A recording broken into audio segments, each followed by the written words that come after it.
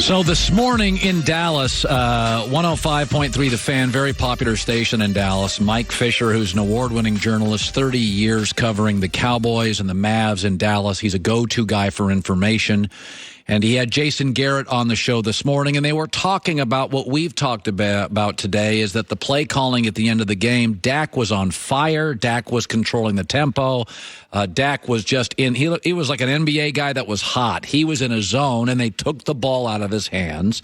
And here is Cowboy coach Jason Garrett on the radio this morning responding to those calls. Kellen's calling the game, and in that situation, it's 2nd and 2 when he felt like he had a good opportunity against a favorable box to run the ball in those situations. And on each of those plays, we had options beyond just the run, and unfortunately, we weren't able to convert. Okay, and let's go via the Cowherd Global Satellite to Mike Fisher.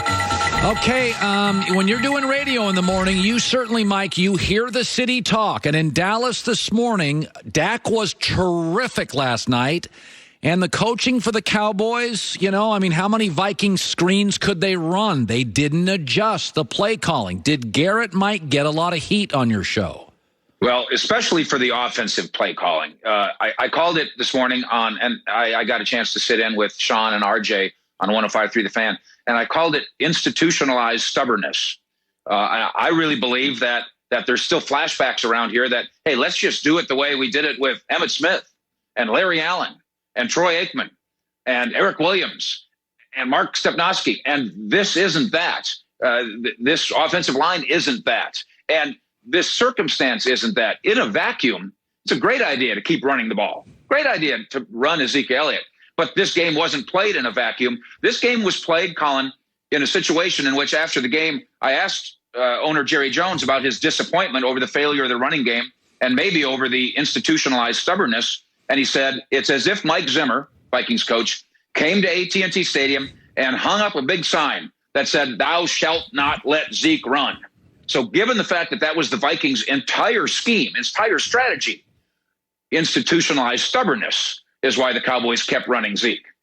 There's always been this sense, Jerry is seen as this oil maverick, and there's vanity and craziness, and I always say timeout. They draft excellent football players. They're very smart. Jerry generally gives a coach an extra year. He kept guys on Campo and guys I would have run out much sooner. I think he likes Jason Garrett. It's almost like he's an extended member of the family. I don't think he's going to make a move on him, but I'm on the outside. Mike, do you believe he would move on him if they did not make the playoffs? Yeah, if this team does not experience premium success this year, Jason Garrett will not be the head coach of the Dallas Cowboys next year. Now, Colin, you and I can debate what premium success is. How many playoff games do you have to win? What if you play valiantly in the playoffs and the ball bounces just wrong? But 8-8 will not get the job done here. And it's not because Jason Garrett isn't a good person, and it's maybe not even that he isn't a good coach. It's that 10 years is a long time, no matter how much affection you have for the man. I've said before, is one of the things I love about Dak. He's so good at the podium, and I believe, Mike, 30% of being a quarterback, you guys could have had an anthem controversy. Dak ended that. You could have had a play calling controversy. Dak ended that. He's a grown-up. He's getting better. I can count on him. He's improving. He works. And so I'm very comfortable. Dallas says, here's $33 million. You're our guy. I'm hearing stories now about franchising him, and I think to myself, he's not Kirk Cousins. He's clearly better.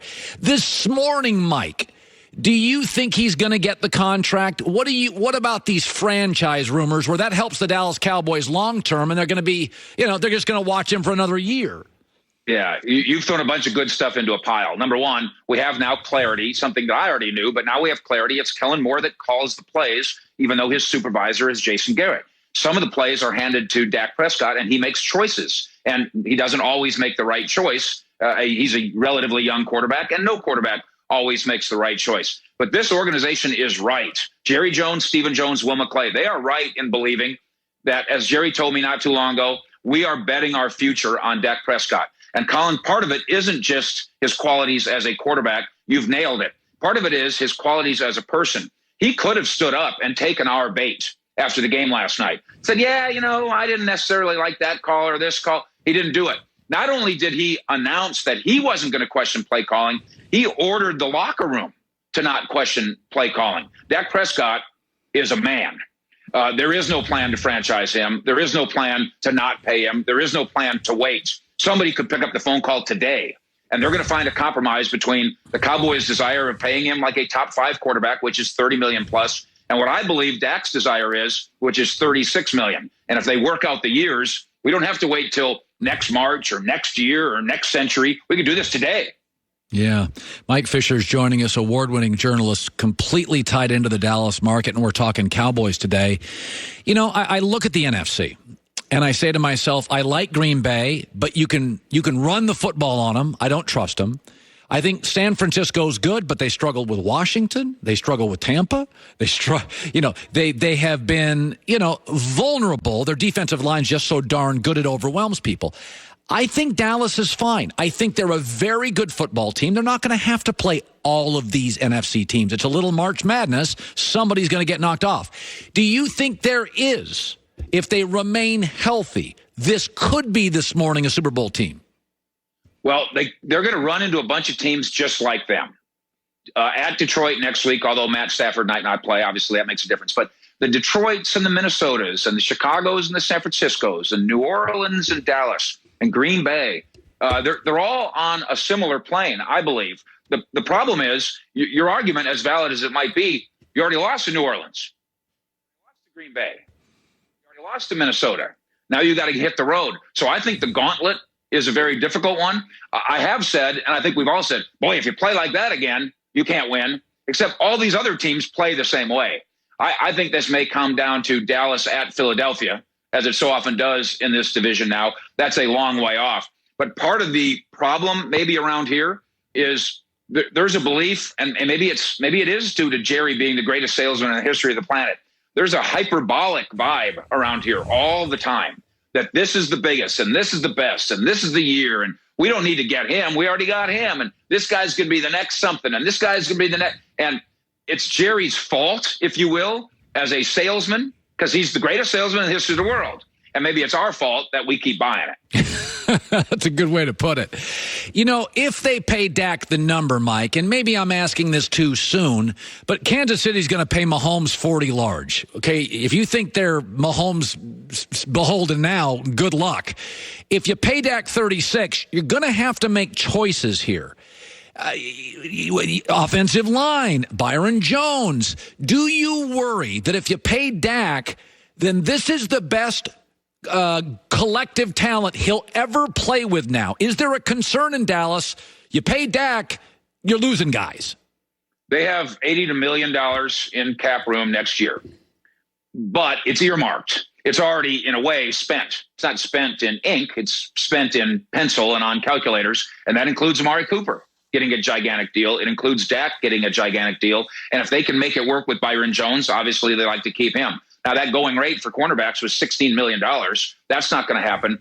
But my argument, I guess, Colin, I think this is a good debate to have. If they pay Dak, let's just say, instead of 33, it's 36. That's $3 million. What does that really cost you? It costs you a $3 million player. You mean somebody on special teams? So I don't think that the Cowboys have to make great sacrifices, or the quarterback has to make great sacrifices to have a great roster. I went into this year, Colin, thinking, and I think a lot of us did, this roster is so good that if the quarterback's good, the team's going to be great. As of last night, the quarterback was great. The team just wasn't very good. Mike, it's an absolute pleasure. I've followed you for years. You do excellent work, and I love on late notice you dropping by.